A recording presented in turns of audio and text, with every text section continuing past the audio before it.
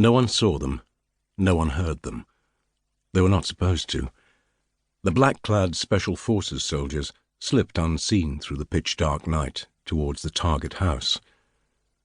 In most town and city centres there is always a glimmer of light, even in the deepest night, but this was the outer suburb of an English provincial town, and all public lighting had ceased at 1 in the morning. This was the darkest hour, 2 a.m.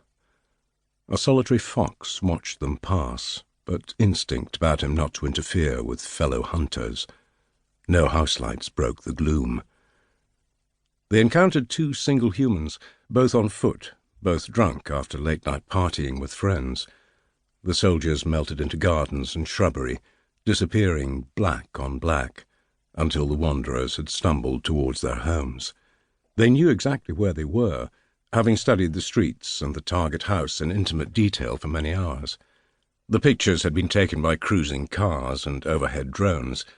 Much enlarged and pinned to the wall of the briefing room at Stirling Lanes, the headquarters of the SAS outside Hereford, the images had been memorized to the last stone and curb. The soft-booted men did not trip or stumble.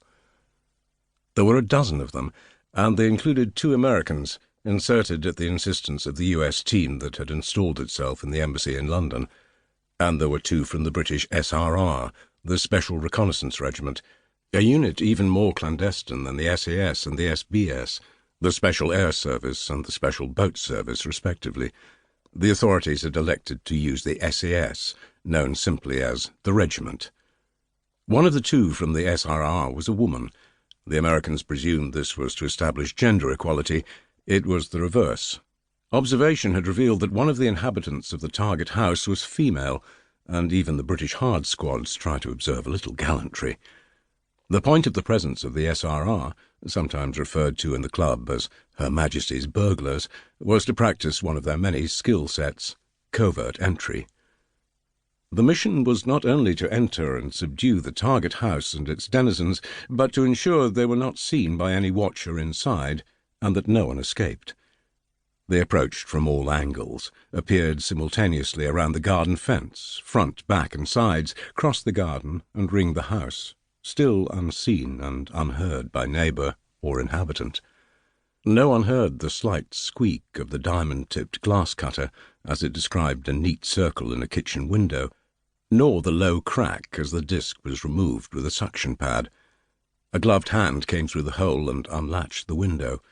A black figure climbed over the sill into the sink, jumped quietly to the floor, and opened the back door. The team slipped in. Though they had all studied the architect's plan, filed with the registry when the house was built, they still used head-mounted night vision goggles, NVGs, in case of owner-installed obstructions or even booby traps. They began with the ground floor, moving from room to room to confirm there were no sentries or sleeping figures, tripwires, or silent alarms. After 10 minutes, the team leader was satisfied, and with a nod of his head led a single-file column of 5 up the narrow staircase of what was evidently a very ordinary detached 4-bedroom family home. The 2 Americans, increasingly bewildered, remained below. This was not the way they would have subdued a thoroughly dangerous nest of terrorists. Such a house invasion back home would have involved several magazines of ammunition by now. Clearly, the Limeys were pretty weird. Those below heard startled exclamations from above. These quickly ceased.